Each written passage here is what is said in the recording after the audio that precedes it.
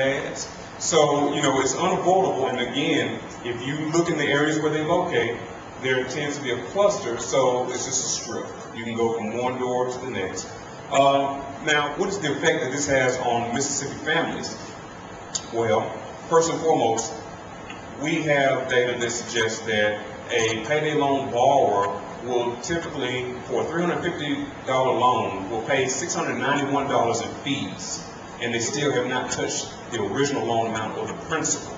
All right, so in such case, I would be inclined to tell you that $691 to any household budget could be used for other things that take precedence, i.e. groceries, gas, if you have children, school supplies, things of that nature. But you can't use those things in your household budget because you're trying to pay back a loan that honestly was not a good fit for your circumstance in the first place.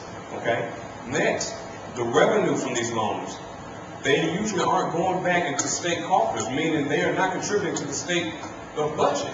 They aren't going back to our tax base. They're typically going to South Carolina, where a lot of those places are headquartered, Georgia, and Texas. So we're taking money out of our state budget and we're sending it across state lines, so thus it's not helping anyone within the state. So this is just money that we're giving out, and we aren't receiving any type of reprieve in any form from those loans. So again, that's the profile of the borrower, that's the profile of the product, and then I gave you an overview, a brief overview of the cycle that the borrower will find themselves in once they take out that initial loan. And you see that money, and again, I just gave you an isolated example because I know that there are going to be worst case scenarios, and I think in this situation we'd be hard pressed to find a best case scenario.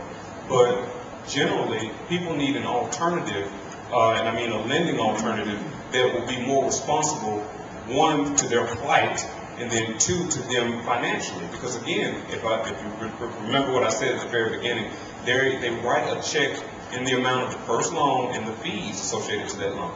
Well, if you're in a pinch, you can't pay back that initial loan, they run that check, then there's an unsolicited debit to your account, where honestly you may not have that money in your checking account. So once they run that, that is deep in your plight, because now you have an overdraft in your account, and you still owe whatever amount on these loans, and where does that leave you?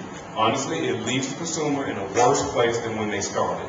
So that's really the main purpose, if I could say, of this forum, is just to inform the consumers of the pitfalls of obtaining these types of products.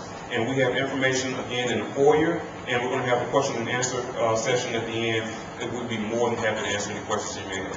Thank you.